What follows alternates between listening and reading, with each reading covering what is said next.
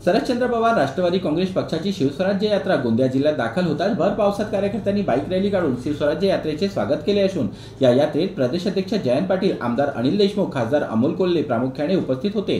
अजित पवार गटाचे नेते खासदार प्रफुल्ल पटेल यांच्या गृह जिल्ह्यात आज शरद पवार राष्ट्रवादी गटाची शिवस्वराज्य यात्रा दाखल होताच यात्रेचे रूपांतर सभेत झाले असून प्रदेशाध्यक्ष जयंत पाटील यांनी खासदार प्रफुल्ल पटेल यांचा चांगला समाचार घेतला। आपल्या भागात युवकांना काम नाही ही समस्या आहे। रविकांत बोपचेंनी सांगितलं की इथल्या अडाणीच्या प्रोजेक्ट मध्ये देखील आमच्या मुलांना स्थानिक लोकांना रोजगार मिळत नाही। म्हणजे प्रकल्प आणले कशाला? स्थानिक लोकांना रोजगार जर मिळत नसेल आणि आम्ही मालकाच्या सहभागा हाताभार करून काम करत असू तर मग स्थानिकांना नोकऱ्या कशा मिळणार?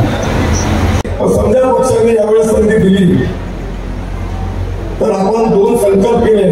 दोन संकल्प, एक असा की समजा उद्या आपण आमदार झालो तर आमदारकीचा माझं जे काही मानधन असेल तो मानधन मी स्वतः उपयोगात न आणता मी माझ्या मतदारसंघातील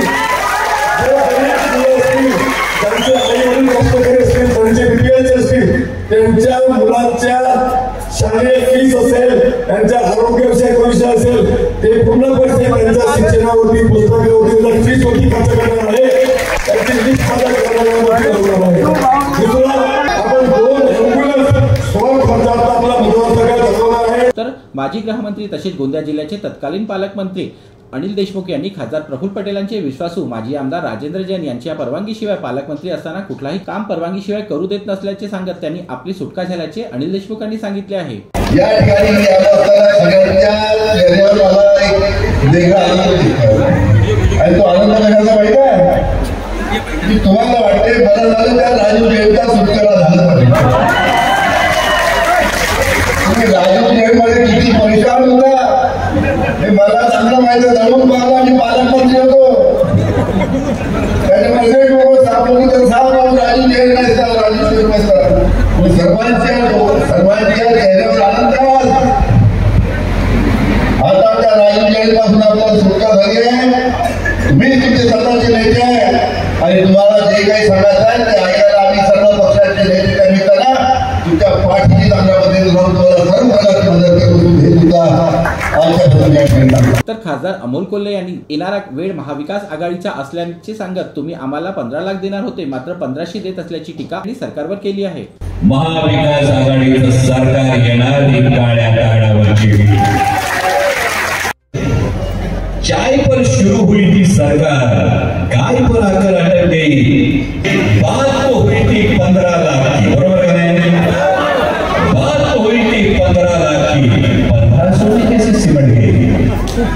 इसलिए भाई दादा भाऊ तीन वेगवेगळे पोस्टर लागतात का नाही?